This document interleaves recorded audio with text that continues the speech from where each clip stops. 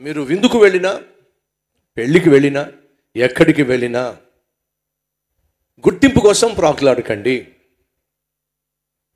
గుర్తింపు కోసం నువ్వు ఎంత ఎక్కువగా ప్రాకులాడితే అంత ఎక్కువగా గుర్తింపును పోగొట్టుకుంటావు. గుర్తించాలి, ఆయనలాగా నన్ను గుర్తించాలి, ఆమెలాగా నన్ను గుర్తించాలి. గుర్తింపు కోసం ప్రాకులాడే వాళ్ళు సాధారణంగా చేసే పని ఏంటి తెలుసా? కాపీ చేస్తూ ఉంటారు. ఆయనలాగా నాకు గుర్తింపు కావాలంటే నేనేం చేయాలి? ఆయనలాగే నేను బట్టలు వేసుకోవాలి, ఆమెలాగే నేను శారీ కట్టుకోవాలి, ఆయనలాగే ఆయనలాగే ఆయనలాగే. వెనకటి కట ఇద్దరు అన్నదమ్ములు. అన్నయ్యకు ఆ ఊర్లో చాలా గుర్తింపు ఉంది. ఏమనంటే చాలా మంచివాడు అని గుర్తింపు ఉంది. అన్నయ్యకు చాలామంది స్నేహితులు. ఆ అన్నయ్యని చూసి అందరూ కూడా అన్న అన్న అన్న అని చెప్పేసి చుట్టూ తిరుగుతూ ఉంటారు. మంచికైనా చెడుకైనా అన్నయ్యని తీసుకెళ్తారు. ఆ అన్నయ్య అంటే ఆ ఊర్లో ఉన్న వాళ్ళు చాలామందికి చాలా గౌరవం. ఒకరోజు ఒక వీధిలో ఒక తల్లి చనిపోయింది. ఆ విషయం తెలుసుకున్న ఈ అన్నయ్య గబగబా అక్కడికి వెళ్ళాడు.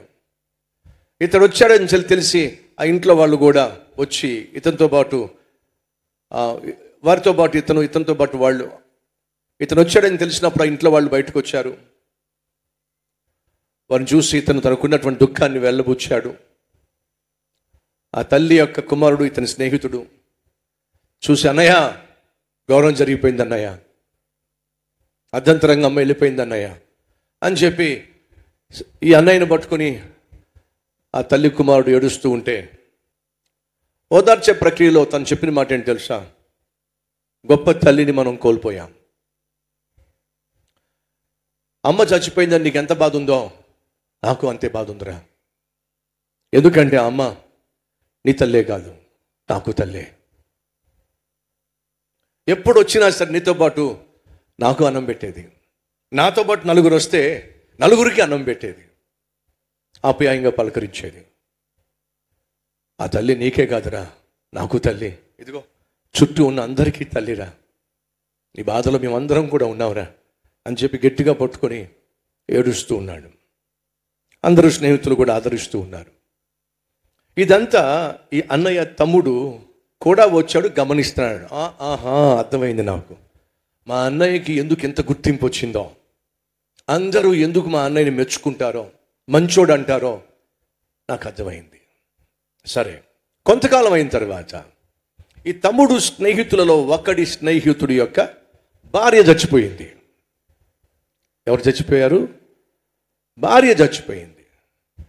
వీడికి వెంటనే వచ్చింది నాకు కూడా అవకాశం, నేను గుర్తింపును పొందుకోవాలి అని చెప్పి గబగబా వెళ్ళాడు, తన స్నేహితులందరినీ తీసుకెళ్ళాడు. భార్య చచ్చిపోయి వాడు ఏడుస్తూ ఉంటే గట్టిగా వెళ్ళి పడిపోయాడు, మీద పడిపోయాడు. ఓ బోర్ని ఏడ్చేస్తా ఉన్నాడు. చుట్టూ ఉన్న స్నేహితులు కూడా వచ్చి వాళ్ళు కూడా ఆదరించే ప్రయత్నం చేస్తున్నారు. అన్నయ్యలాగే నాకు గుర్తింపు కావాలి, అన్నయ్యలాగే అందరు నన్ను కూడా చూసి మంచోడు అనుకోవాలని చెప్పి తాపత్రయపడేటువంటి తమ్ముడు అన్నయ్య మాటలు జ్ఞాపకం వచ్చినాయి. వాడిని చూసి అంటున్నాడు, ఒరే నీ భార్య చచ్చిపోయిందని చెప్పి నువ్వు బాధపడద్దురా, నీ భార్య నీకు మాత్రమే కాదురా,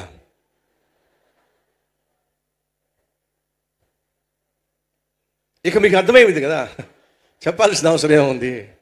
అంతేనండి, కొట్టినోళ్ళు కొట్టిన చోట కొట్టకుండా చేతులు కాళ్ళు విరక్కొట్టి పార్సల్ చేసి ఇంటికి పంపించారు. వీడికి ఏమీ అర్థం కాల. మా అన్నయ్య అన్నదే కదా నేను అన్నది. కాపీ కొట్టే వాళ్ళ బ్రతుకులిది. కాపీ కొట్టకండి, గుర్తింపు కోసం ప్రాకులాడకండి. ఒక వ్యక్తి ఒక గుర్తింపును పొందుకున్నాడు అంటే దాని వెనుక ఎంతో ప్రయాసం ఉంది, ఎంతో ప్రేమ ఉంది. ఒక వ్యక్తి హెచ్చించబడుతున్నాడు అంటే అది దేవుని యొక్క కనికరము, కృప, ప్రణాళిక.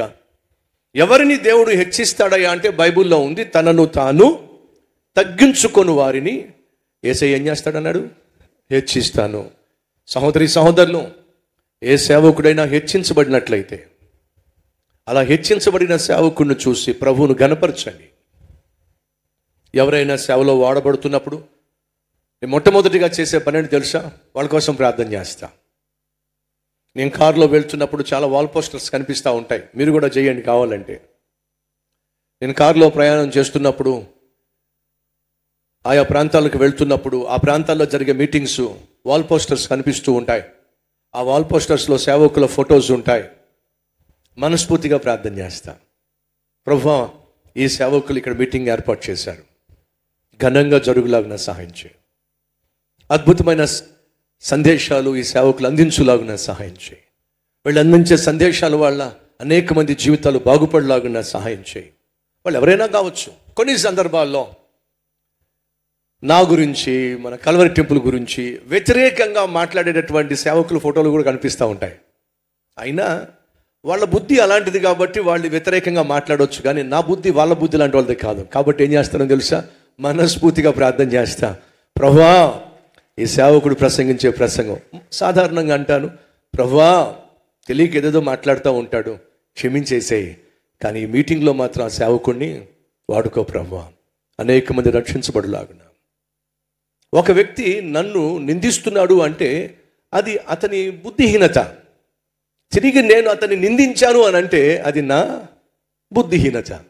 కాబట్టి నేనేం చేస్తాను తెలుసా? ఎవరైనా ఒకవేళ తెలియక, వాస్తవాలు తెలియక, సత్యము తెలియక, ఎవరో ఏదో చెప్పారని, అన్నారని వాళ్ళ మాటలను పట్టుకొని వాళ్ళతో పాటు వీళ్ళు కూడా మాట కలిపి విమర్శించే ప్రయత్నం చేసిన, లేదా నిందించే ప్రయత్నం చేసిన, నాకు తెలిసింది ఒకటే, ఏంటో తెలుసా? వాళ్ళ కోసం ప్రార్థన చేయడం. ప్రభువా క్షమించేసే ప్రభువా, తెలియకేదో మాట్లాడుతున్నారు, తగిన సమయంలో వారికి సత్యాన్ని నువ్వు తెలియజేస్తావు కదా, తప్పు తెలుసుకుంటారు కదా, కనికరించి క్షమించి వాడుకో ప్రభువా.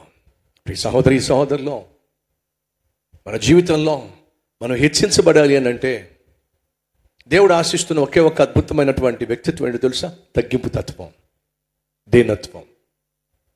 దీన్ని అణువణువున మనం కనపరచాలి. మన జీవితంలో తగ్గింపు తత్వం, దీనత్వం అనేది అణువణువున కనిపించాలి. కుటుంబం కట్టబడాలంటే భర్తలో ఖచ్చితంగా తగ్గింపు కావాలి. ఒక కుటుంబం కట్టబడాలంటే భార్యలో ఖచ్చితంగా తగ్గింపు కావాలి. భర్తదే తప్పు కావచ్చు, మూర్ఖుడే కావచ్చు, సాడిస్ట్ కావచ్చు, అరిచి కేకలేసే వ్యక్తిత్వం ఉన్నవాడు కావచ్చు. ఆ మూర్ఖుడితో నువ్వు కూడా గొడవ పడ్డావు అనుకో, ఆ మూర్ఖుడితో నువ్వు అరిచి కేకలేసావనుకో, కొంప కూలిపోతుంది, కొంప కొల్లేరైపోతుంది. అతడు మూర్ఖుడు అని తెలిసినప్పుడు నువ్వన్నా మంచిదానివి కావాలిగా. నువ్వు మంచిదానివైతే ఏం చేస్తావు?